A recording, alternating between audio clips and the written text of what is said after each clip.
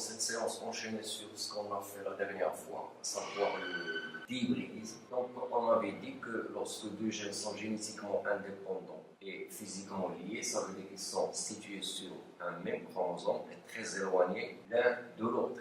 Dans ce cas, pour pouvoir estimer la distance entre les deux gènes, on est obligé de choisir un marqueur qui doit être situé entre les deux gènes. Donc, dans notre cas, jusqu'à maintenant, on a parlé des couples d'allèles BB+. Alors, ce marqueur, ce ne sera rien d'autre qu'un troisième gène qui va nous permettre de travailler sur des segments chromosomiques plus petits. Et donc, ça nous permettra d'être dans la liaison génétique et donc ça va permettre de pouvoir calculer la distance. Et donc, on se retrouvera dans un trihybridisme.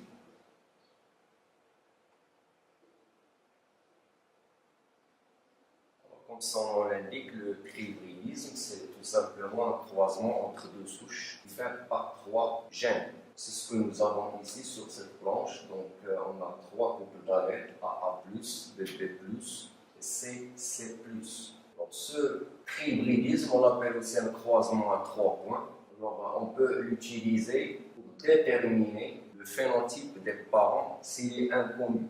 Ici, vous avez un exemple. On a croisé deux souches haploïdes qu'on va appeler souche 1 et souche 2, dont le phénotype est inconnu. Je rappelle ici qu'on dit phénotype ou génotype, c'est la même chose puisqu'on est chez des organismes haploïdes. Donc le phénotype reflète le génotype.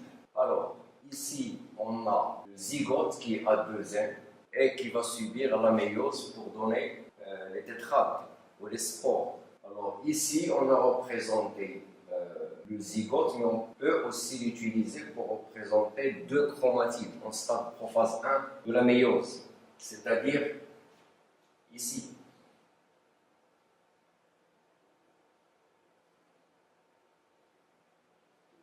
Donc on a trois couples d'allèles.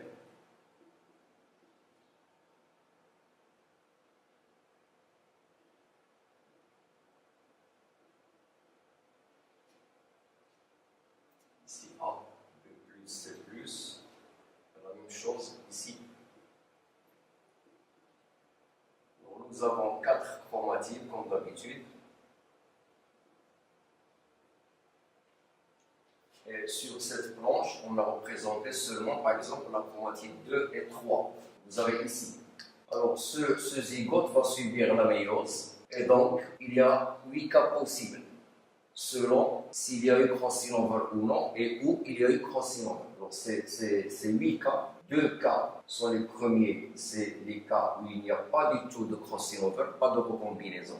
2 cas, il y a crossing over entre A et B. 2 autres cas où il y a crossing over entre B et C. Et les 2 derniers cas où il y a crossing over entre A et B et entre B et C. Donc, il y a 8 cas possibles. Donc, 8 types de spores possibles pour une seule méiose. Mais dans une seule méiose, parmi les 8 cas, il y a seulement 2 qui sont réalisés. Ici, donc, nous avons le zygote qui est à 2 N chromosomes qui va subir la méiose. Et après la méiose, on a 8 cas possibles selon qu'il y ait crossing over ou non. Alors, ces 8 cas, les 2 premiers cas, c'est lorsqu'il n'y a pas du tout de crossing over, pas de recombinaison. C'est-à-dire, c'est un cas qui ne donnera que des spores parentales. Le deuxième cas, c'est lorsqu'il y a crossing over seulement entre A et B, et il n'y a pas de crossing over entre B et C. C'est-à-dire, par exemple, ici. Les 2 autres cas suivants, c'est lorsqu'il y a crossing over seulement entre B et C, et il n'y a pas de crossing over entre A et B. C'est-à-dire, ici. Les 2 derniers cas, c'est lorsqu'il y a crossing over entre A et B et aussi entre B et C. Donc en tout, nous avons 8 cas. Alors il est à rappeler que dans une seule méiose, seulement 2 cas parmi ces 8 sont obtenus. Mais dans la totalité de toutes les méioses qu'on a, on va avoir bien sûr les 8 cas.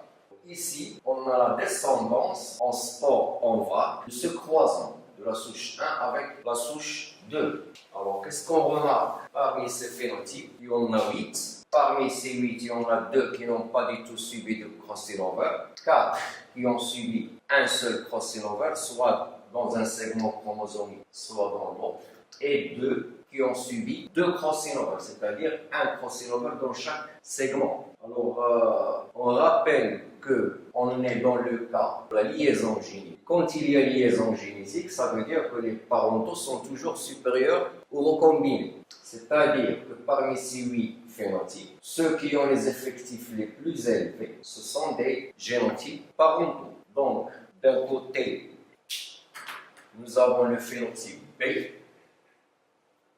donc qui est en réalité A+, B,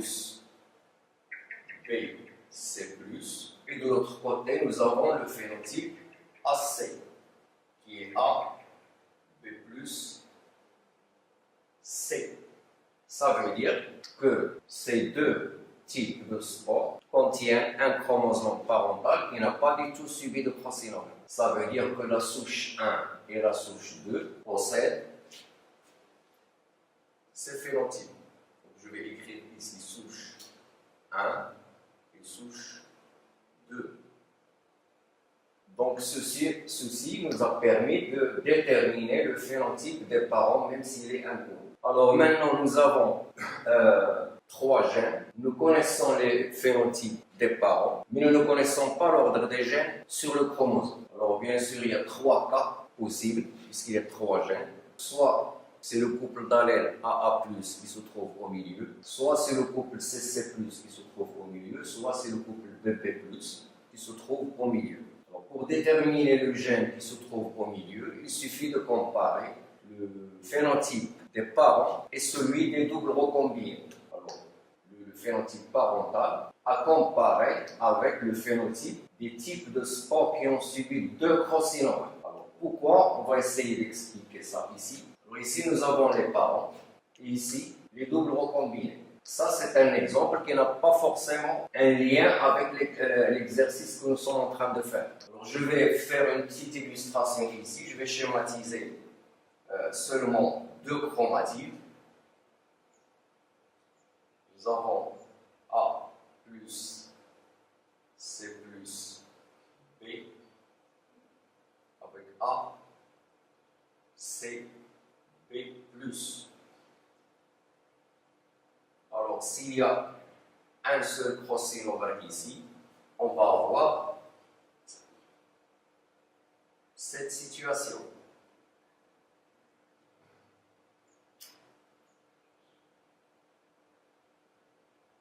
B plus, et ici A, C plus, B.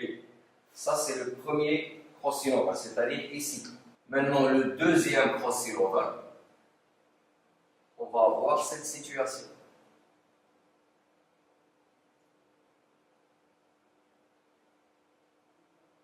Donc A plus A resteront toujours à leur place. C, C plus toujours à leur place. Ici, on va avoir B, B plus.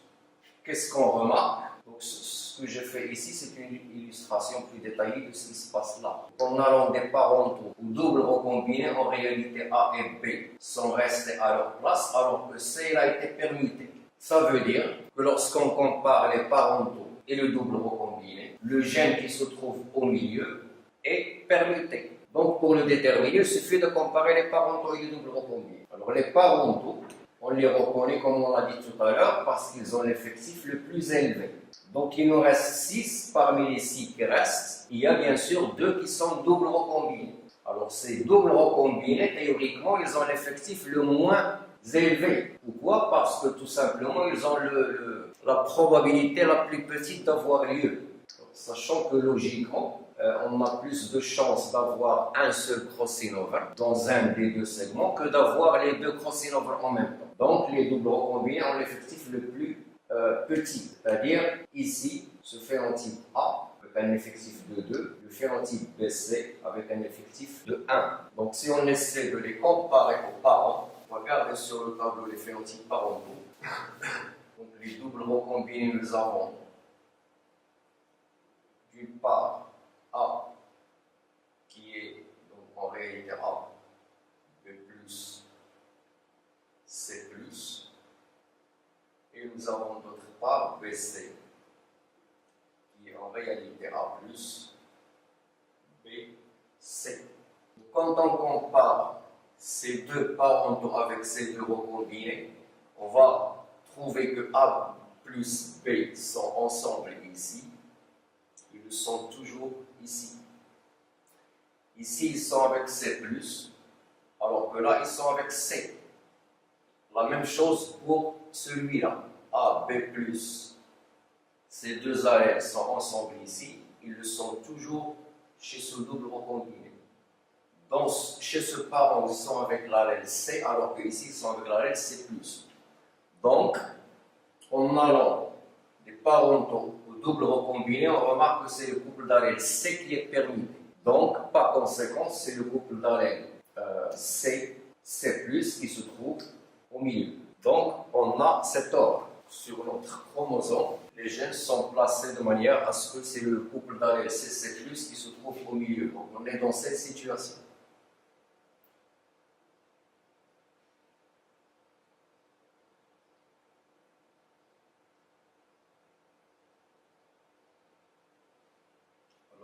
À partir de ce moment, on peut calculer la distance sur ce segment.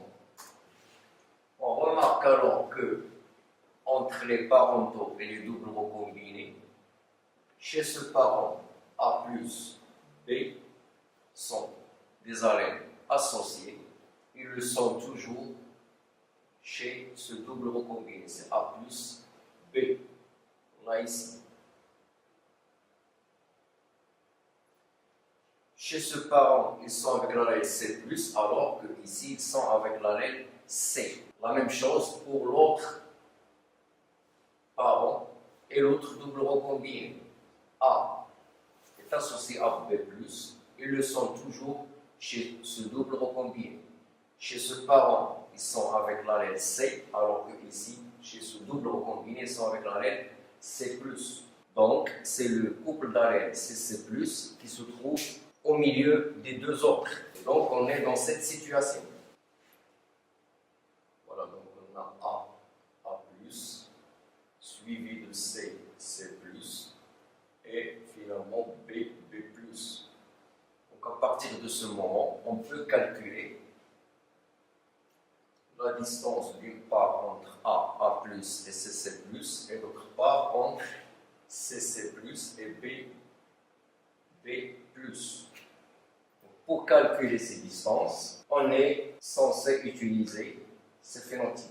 Alors la distance entre A+, et C+, pour la calculer, il faut, parmi les 8 phénotypes, chercher quels sont ceux qui sont recombinés seulement entre A et C, sans regarder le couple d'allèles BP+. Donc on va revenir à ces phénotypes. Donc on voit que les doubles recombinés, c'est-à-dire celui-là, celui-là, ils sont recombinés entre A et C. Là, je vais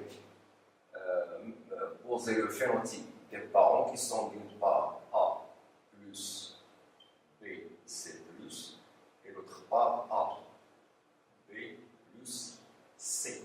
Alors, on ne va pas s'intéresser à B, donc je peux l'effacer. Je vais regarder uniquement les couples d'allèles A plus et C plus.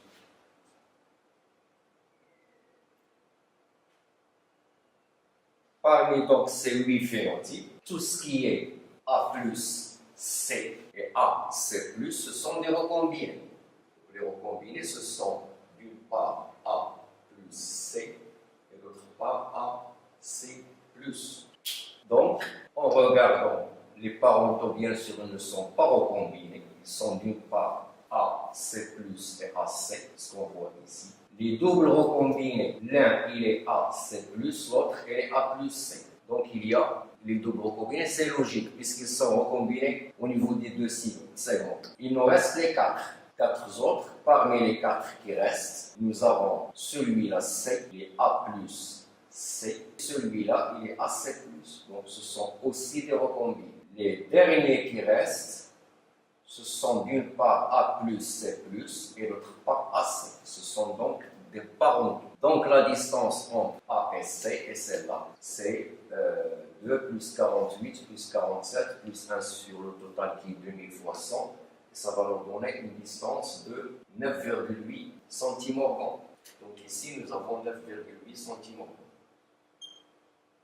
Donc, pour l'autre segment, les doubles recombinés seront comptés, pris en considération, puisqu'ils sont recombinés dans les deux segments. Ces 48 et 47 ont été comptés dans ce segment. Donc les deux autres qui restent, c'est forcément dans ce segment. C'est ceux qui ont les effectifs de 23. Donc cette distance entre C et B deviendra 23 deux fois, plus 2 plus 1 sur le total fois 100. Ça va nous donner une distance de 4,9 centimorgans. Et donc, on se retrouve avec cette petite carte chromosomique qu'on appelle aussi carte factorielle. Carte factorielle. Ça s'appelle aussi carte chromosomique, c'est la même chose. Alors, maintenant, on peut aussi, puisque les trois gènes 2A2 sont génétiquement liés, on peut aussi calculer la distance entre AA+, et BB+. Alors, cette distance, c'est les recombinés entre A et B. Donc, si on revient ici, on va trouver que ces deux sont parentaux, bien sûr. Ces deux doubles recombinés sont d'une part A, B+, et d'autre part A plus B. Donc, ce sont des parentaux, parce qu'ici, on a P. Si on prend en considération B, ce sont des parentaux. Les recombinés entre A et B qu'on a, c'est celui-là qui a un effectif de 48, celui-là qui a un effectif de 47, et ces deux derniers qui ont respectivement les effectifs de 23. Donc, cette distance, c'est entre A et B, c'est 47, 43, 23, 23 sur le total fois 100, et ça va nous donner une distance de 14,1 centimorgans. Donc, si on fait ça, 14,1 centimorgans. Alors, bien sûr, on remarque que 14,1 centimorgans ne correspond pas à la somme de 9,8 plus 4,9, parce que la somme de ces deux, ce n'est pas 14,1, c'est plutôt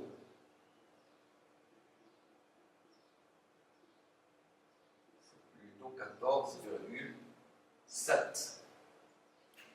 Et donc, on se pose la question, est-ce que c'est 14,1 ou c'est 14,7? Alors, la réponse vient du fait que quand on a calculé la distance entre A et B, on n'a pas considéré ces doubles recombinés.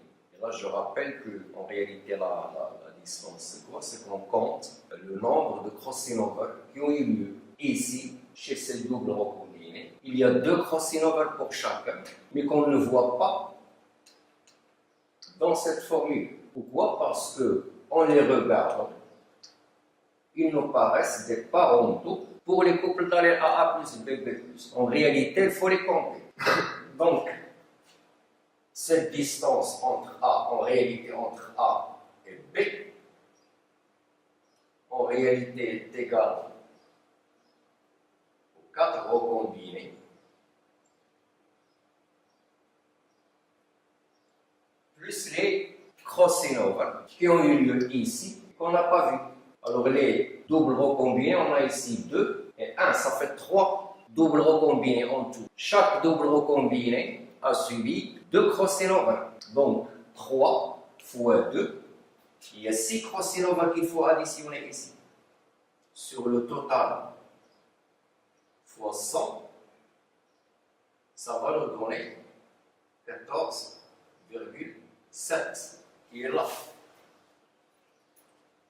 Donc la distance réelle, ce n'est pas 14,1, c'est 14,7. Et je ne dis pas la distance réelle, je dis que c'est la distance la plus proche de la réalité, la mieux estimée. Et ça, on trouve une notion importante, c'est que quand on a travaillé sur ce segment et ce segment, ce sont 2 segments, bien sûr plus petits que ce grand segment. Donc la conclusion qu'on tire, c'est que plus on travaille sur un segment petit, plus on s'approche de la valeur réelle de la distance. Pourquoi? Parce que dans un grand segment, souvent, lorsqu'il y a deux crossing over en même temps, l'effet d'un crossing over est annulé par un autre crossing over. Alors, il y a une notion importante qu'on rencontre souvent quand on fait un tri-hybridisme, c'est lorsque il y a impossibilité d'avoir deux crossing over en même temps. C'est-à-dire, si je reviens à ce schéma, parfois, on ne peut pas avoir de double recombiné. Pourquoi? Parce que la réalisation d'un crossing over empêche la réalisation de l'autre, ou l'inverse. Lorsqu'un crossing over empêche l'autre, ça empêche le fait d'obtenir des doubles recombinés. Et dans ce cas, on dit qu'il y a interférence. Ça veut dire que les deux crossing over interfèrent l'un avec l'autre. Soit il y a l'un, soit il y a l'autre. Donc le résultat, c'est que le nombre de doubles recombinés qu'on obtient expérimentalement est inférieur à celui qu'on doit obtenir théoriquement. Alors ici, dans notre cas, réellement, on a obtenu 3 doubles recombinés qu'on voit ici. Il y a ce phénotype A et ce phénotype B. Donc nous avons les doubles recombinés égal à 3. Donc c'est un pourcentage de 0,3%. Puisqu'il y a 3 pour 1000. Ce sont les doubles recombinés observés. C'est un effectif qui est inférieur à celui qu'on doit théoriquement obtenir. C'est-à-dire, point de vue théorique, combien on devrait obtenir de doubles recombinés. Quel est le pourcentage théorique? Alors, le pourcentage théorique, donc on appelle double recombiné attendu, c'est tout simplement le produit des deux distances. C'est 9,8 fois 4,7 qu'on vient de trouver. C'est 9,8 fois 4,9. Et donc ça va nous donner un pourcentage théorique d'environ 0,4%. Ici, après avoir arrondi, parce que ça doit donner 0,48, je crois. Et on va arrondir pour simplifier le calcul, on va garder la valeur de 0,4. Alors, on a dit tout à l'heure que cette notion d'interférence fait que soit on a un crossing over, soit on a l'autre crossing over. Quand il y a interférence. Alors, dans le cas où on peut avoir les deux crossing over en même temps, on dit qu'il y a coïncidence. Alors, la coïncidence,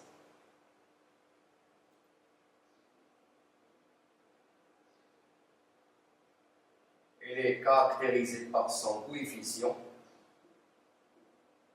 qu'on appelle coefficient de coïncidence. Tout simplement, c'est le rapport pourcentage des doubles recombinés observés sur le pourcentage des doubles recombinés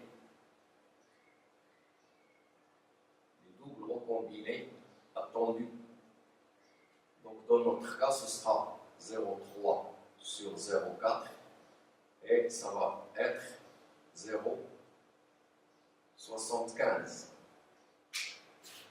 Donc, on a un coefficient de coïncidence qui est égal à 0,75. Alors, l'interférence plus la coïncidence est égale à 1, puisque le maximum c'est 100%. Et par conséquent, l'interférence est égale à 0,25. Donc, ça veut dire quoi cette interférence qui est égale à 0,25? Ça veut dire tout simplement que parmi tous les doubles recombinés qu'on devrait obtenir, on a obtenu seulement 75%. 25% de ces doubles recombinés attendus, ces 25% ont été éliminés à cause de l'interférence. Alors, il y a les cas extrêmes, puisque l'interférence et la coïncidence, leur somme est égale à 1, et les deux sont comprises entre 0 et 1. Donc, il y a le cas extrême où l'interférence est totale. Alors, lorsque l'interférence est totale, ça veut dire que la coïncidence est nulle. Dans ce cas-là, il y a impossibilité totale d'avoir les doubles recombinés, les deux crossing over en même temps. Donc, dans ce cas-là, on n'obtient pas ces doubles recombinés. On obtient seulement les 6 autres phénotypes. Pourquoi? Parce que l'interférence est totale. L'autre cas extrême, c'est lorsque l'interférence elle est nulle et la coïncidence elle est totale. Dans ce cas-là, on a autant de doubles recombinés observés que de doubles recombinés attendus. Ça veut dire aussi que jamais la réalisation d'un crossover n'empêche celle de l'autre. Alors je vais profiter pour parler aussi du trihybridisme chez un organisme à cycle diplobiontique, c'est-à-dire chez les diploïdes. Alors c'est le même principe que chez les haploïdes, sauf que tout à l'heure on était en train d'analyser les produits de la méiose, c'est-à-dire les spores. Maintenant chez un diploïde, on va analyser la descendance du test cross. Alors, vous savez très bien que quand on travaille chez un organisme diploïde, pour voir la recombinaison, pour voir s'il y a liaison indépendante génétique, pour calculer les distances entre les gènes, on utilise la descendance du test cross. Dans notre cas ici, on croise deux parents, P1 et P2, dont le phénotype et le génotype sont inconnus. À partir de ces deux parents, on a obtenu une F1 qui est homogène, qui est à 100% sauvage. On a réalisé le test cross, c'est-à-dire le croisement d'un individu F1 avec le triple homozygote récessif, et on a obtenu la descendance du test cross 8 phénotypes, exactement comme chez la pluie. Ici, c'est les mêmes effectifs, j'ai exprès choisi les mêmes effectifs, sauf que ici on a des spores, donc des cellules à N chromosomes, alors que ici, nous avons la descendance du test cross, donc ce sont des individus à 2N chromosomes. Parmi ces 8 phénotypes, le génotype de chacun de ces 8 contient un chromosome qui est petit a, petit p, petit c. Donc, ces 8 phénotypes vont nous permettre de déterminer le génotype de F1 et les génotypes des parents. Alors, comme tout à l'heure, bien sûr, les parentaux, ils ont les effectifs les plus élevés. Donc, d'une part, nous avons le phénotype B, et d'autre part, le phénotype AC.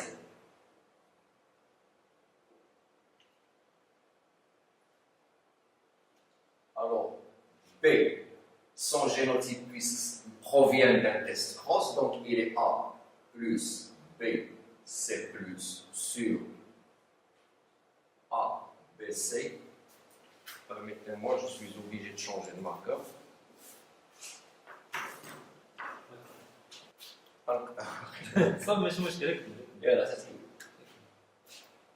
Pour ce phénotype, nous avons le génotype A, B plus C sur A, B, C.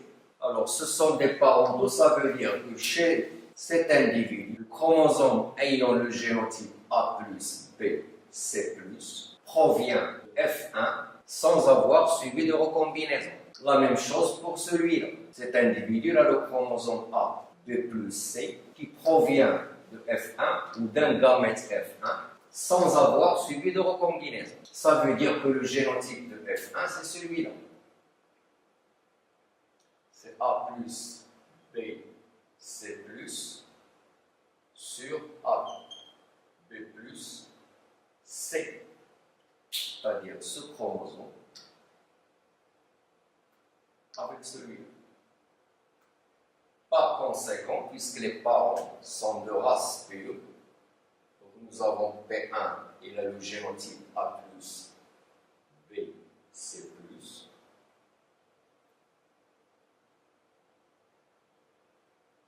C'est ce chromosome deux fois. L'autre parent, c'est de ce chromosome deux fois. P2, il a le génotype A, B plus C sur A, B plus C. Donc ceci nous a permis de déterminer le génotype de F1 et les génotypes des deux parents. Tout à l'heure, en parlant des haploïdes, ça nous a permis de déterminer le phénotype des parents qui reflète le génotype. Maintenant, puisque c'est des fluides, ça nous permet de déterminer le génotype de F1 et le génotype et le phénotype des parents. Alors pour le reste, le calcul c'est le même. Donc nous avons le calcul c'est le même, je veux dire tout ce qui est calcul de la distance, tout ce qui est interférence et coïncidence, c'est exactement, c'est le même exemple, c'est exactement la même chose que ce qu'on a vu chez les apluies. Alors sur ce tableau, il y a un petit récapitulatif. Donc ici vous avez ce qui concerne les apluies, ici ce qui concerne les dépluies. Donc le cycle, on l'a déjà dit, c'est un cycle haplobiontique, donc la méiose suit immédiatement la fécondation. Et ce qu'on analyse, c'est les produits de la méiose. Ici, après fécondation, il y a immédiatement des mitoses qui est dans l'individu qu'on observe. Donc on analyse les produits des mitoses qui surviennent après la fécondation. Alors ici, les produits analysés, donc c'est les analyses de la produit de la méiose à un chromosome. Ici, c'est l'analyse des produits des mitoses du zygote qui est à 2N chromosomes. Alors ici, bien sûr, on l'a déjà dit aussi, le phénotype reflète le génotype. Chez un diploïde, non. Le phénotype ne reflète pas le génotype. Chez un diploïde, pour déterminer le génotype, on est parfois obligé de faire un test cross. Alors, lorsqu'on fait un dihybridisme ou un trihybridisme pour voir la liaison ou l'indépendance génétique, ici on compare, chez les apluides, on compare les produits de la méiose, c'est-à-dire les types parentaux et les types recombinés de la descendance des produits de la méiose, donc des cellules à N chromosomes. Ici, on compare les types parentaux et les types recombinés de la descendance du test cross chez un organisme diploïde. Alors, la même chose pour les distances. Ici, c'est le nombre de recombinés sur le total fois 100 en comptant les produits de la méiose. Ici, c'est en comptant, pour calculer les distances, c'est en comptant les recombinés de la descendance du test cross.